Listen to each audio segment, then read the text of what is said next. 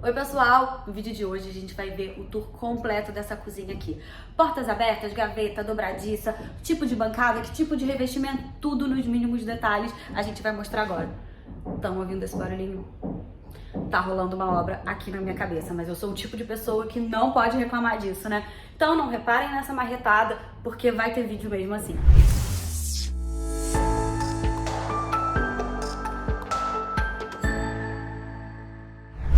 Agora olhem que demais ficou essa cozinha pronta. Gente, tô apaixonada. Não tá demais esses tons assim de cinza? Uma base que é neutra, é atemporal, né? O cinza, o neutro, mas ao mesmo tempo não é nada básico. Esses tons estão se complementando, o cinza mais escuro com a textura do mais claro. Realmente eu acho que ficou demais. Agora olha só, a gente tem aqui uma planta que é tipo corredor. Então se vocês olharem aqui, a gente tem um corredor com as coisas dispostas lado a lado. É muito importante começar pensando na cozinha pela funcionalidade. Então, a posição dos eletros precisa ser funcional, precisa estar muito prático para o dia a dia. E a gente chama isso de triângulo funcional. A gente considera o fogão, né, a pia e a geladeira em uma área que se complementem. Olha aqui o triângulo. A pessoa tira da geladeira, lava aqui na pia e já vai preparar a comida. E assim vai. A gente tem esse triângulo de forma contínua, se comunicando, muito prático. Quando a gente fala de layout de ambiente, de layout de cozinha ou qualquer outro ambiente, disposição dos móveis, dos armários, quando a gente pensa nisso, e é a primeira coisa que a gente pensa num projeto, a gente precisa enxergar como a planta daquele ambiente já se entrega pra gente, como ela se comporta e como ela dá algumas dicas de como ela quer ser, como ela vai ser melhor aproveitada. Então se a gente tem um ambiente mais quadrado, que de repente vai ser legal colocar um elemento central, uma ilha, ou se a gente tem um ambiente super retangular e corredor como esse, onde vai ser muito melhor distribuir um móvel de cada lado, a gente tem que levar isso em consideração, e muito, não é pouco, porque muitas vezes a gente fica sonhando com alguma coisa que simplesmente não é a melhor opção para o nosso espaço. Nesse caso, a gente preferiu colocar a torre quente, tão famosa e tão desejada por aí, né? O forno até poderia, e muitas vezes quando não tem espaço para torre quente, fica aqui embaixo do cooktop. Mas quando a gente consegue ter uma torre quente, qual é o lado super positivo dela? É que o forno ele fica numa altura melhor. Então a gente já tá aqui na altura da nossa mão, super prático para pegar, e o micro-ondas também, super à mão aqui pra gente usar da melhor maneira. Enquanto que quando ele fica aqui embaixo, a gente acaba tendo que fazer esse movimento para abaixar e pegar as coisas. O cooktop ficou aqui, existe sempre uma área que a gente deixa de cada lado do cooktop para apoiar, né, o material que a gente está usando, então uma travessa, uma água, um leite, qualquer coisa. E aqui em cima e embaixo dessa torre quente a gente usou com gavetas. Depois eu vou fazer o tour e mostrar completa a parte de marcenaria também, tá? Aqui a gente começa com essa área que a gente chama de área molhada e aqui a área seca. O que isso quer dizer? Quer dizer que essa bordinha aqui segura a água quando é preciso. Então, olha, se a gente tá aqui lavando e espirrar água pra cá, ela não vai cair pro lado de fora. A gente vai trazer e jogar de volta pra cá, né? Então, a gente tem essa área aqui protegida de água e essa área aqui do fogão protegida de água. Esse detalhe aqui é super facinho, é uma tirinha que a gente já coloca e já dá essa barreira que a gente precisa para a água.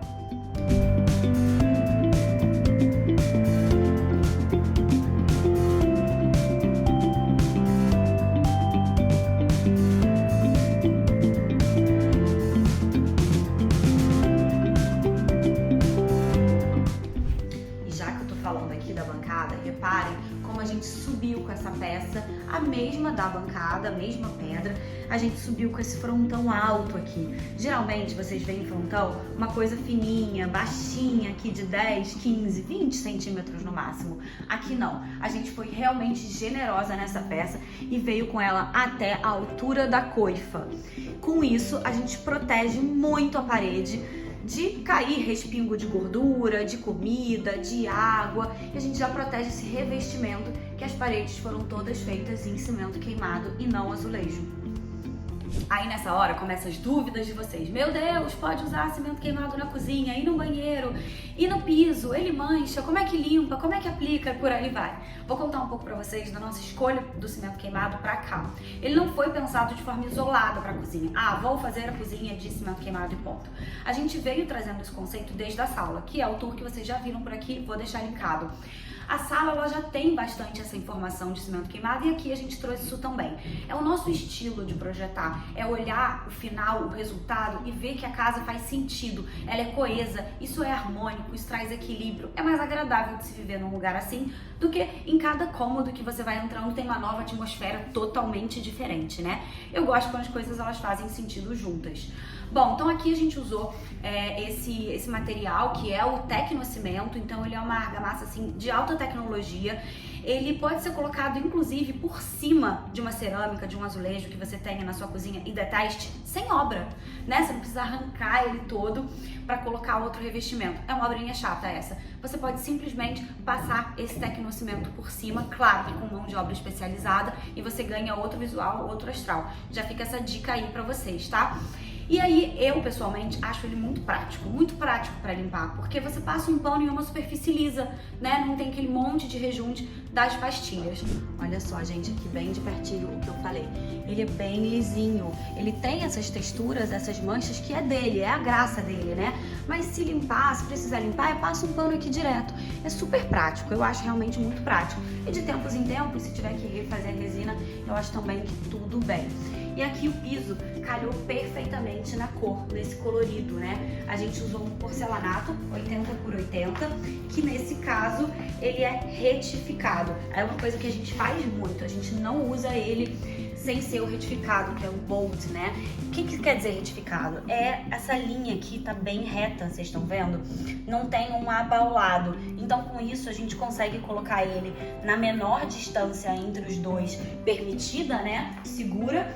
E a gente cria um visual muito mais inteiro. Olha aqui como fica demais esse resultado do piso nessa cor com o cimento queimado. Eu acho que traz movimento e traz textura para casa. Ah, e a gente já falou aqui da bancada molhada, mas eu não falei qual é essa bancada, né? É o Decton, gente. Esse é o material mais resistente que existe no mercado. O Decton, ele é uma pedra industrializada, ele não é uma rocha natural. Vocês sabem que eu adoro uma rocha natural, aquele visual dos veios da pedra, mas não dá pra negar como a tecnologia do Decton muda a vida. É muito prático pra quem pode ter isso na cozinha. Vou falar bem a verdade, não é um material barato, aliás, é dos mais caros do mercado, mas ele entrega ao que veio, sabe? Você pode simplesmente deixar cair vinho, shoyu, limão, o que for que ele não vai manchar. E não precisa sair correndo para limpar na mesma hora, ele não penetra. Além disso, você pode pegar uma carne, se você quiser, e cortar lá em cima dele sem tábua de corte. Ele nesse nível de resistência. Isso aí, gente, tem seu valor no dia a dia, né? Agora vamos falar de iluminação na cozinha.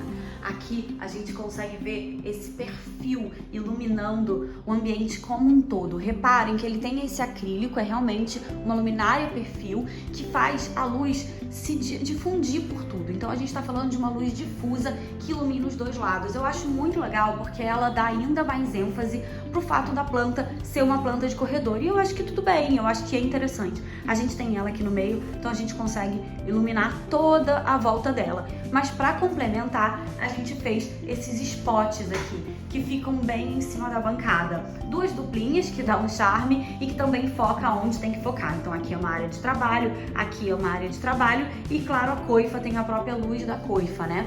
Todos esses spots aqui a gente colocou com temperatura de 3000 K.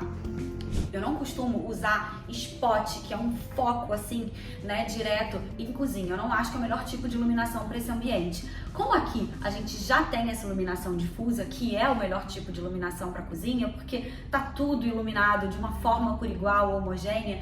Como a gente já tem isso aqui, além de toda a entrada de luz natural, esses spots entraram para complementar, para ser um extra. Ele não é a iluminação principal da cozinha. Se fosse, provavelmente estaria colocando de novo ali um perfil para ter essa iluminação difusa para tudo. Mas como é um complemento, é para focar ali, tudo bem, a gente trouxe mais esse ponto de diferença, o que acaba valorizando a iluminação. Você ter alguns tipos diferentes de luz faz ela ficar muito mais interessante. Aqui é tudo 3000K, tá bom, gente? O que é lâmpada morna, uma lâmpada que não é aquela lâmpada fria. Nada disso de cozinha colocar lâmpada fria. Lâmpada fria é só para hospital, tá, gente? A gente pode ter uma luz agradável na cozinha da nossa casa.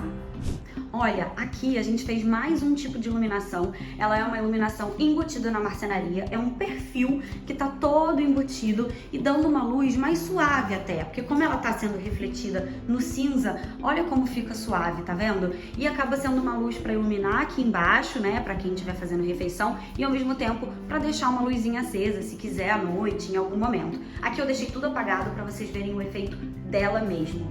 Ah, esqueci de falar que essa bancada aqui de refeição a gente fez no mesmo material da bancada daqui, então o mesmo deck. Então com isso a gente ganha resistência. O cliente pode comer, pode colocar as travessas, pode todo mundo ficar aqui despreocupado que vai ter resistência para usar à vontade. E no canto a gente criou essa bordinha aqui arredondada para não ficar batendo, né? Cotovelo, acaba sendo uma passagem bem usada da porta de serviço para cá, e aí você não fica batendo em quina. Uma outra coisa que a gente fez foi colocar todos os interruptores pretos, olha.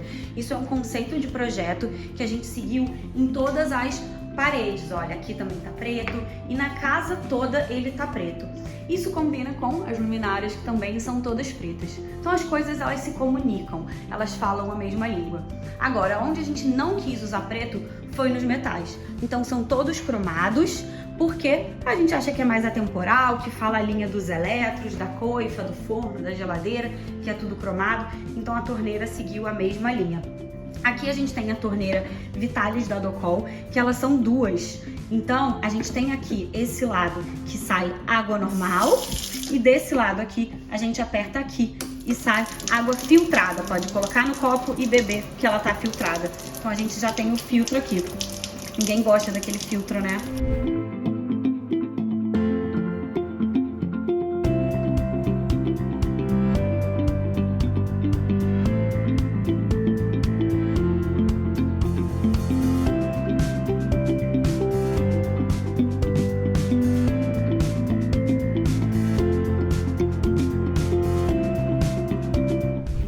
A gente também colocou um dispenser para sabão aqui, então também fica super prático na hora de lavar a louça, já apertar aqui e já vem o dispenser todo. E essa cuba aqui também é um show à parte, né, gente? Ela tá demais, é enorme, dois lados, super profunda, tá? E aí ela tem aqui desse lado, reparem, esse espacinho aqui, que ele é próprio pra gente colocar por cima o escorredor de louças. Então ele já fica aqui escorrendo a água da louça, caindo direto no ralo. E se não estiver usando o escorredor, pode tirar e deixa pra usar a cuba toda pra lavagem de alimento.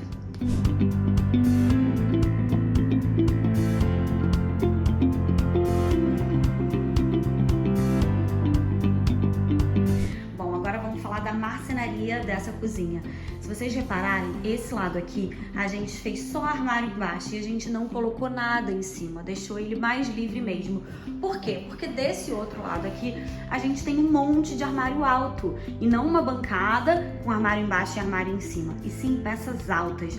Então a gente achou que como isso aqui já é uma coisa, um volume mais pesado na cozinha, a gente precisava dar leveza pro resto. Então aqui a gente colocou ele menos profundo para dar conforto. A bancada também é uma coisa mais baixa, bem camuflada, e aqui ficou mais leve, sem nada em cima.